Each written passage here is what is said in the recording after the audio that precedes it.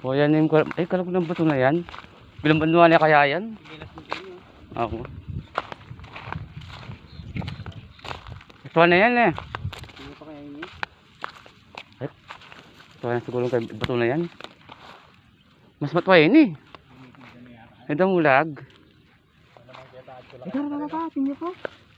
Ano pa, kakuha na. Okay na yan. Ayan, nuluwalaw oh. Dalawa nagis sa kanya, nagkulang ang kanyang keto. Ay, tapanda ka rin.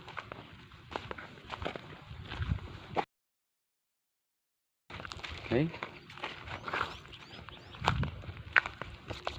Eh malambot yung kaya kanyang kaya gabuan. Hello.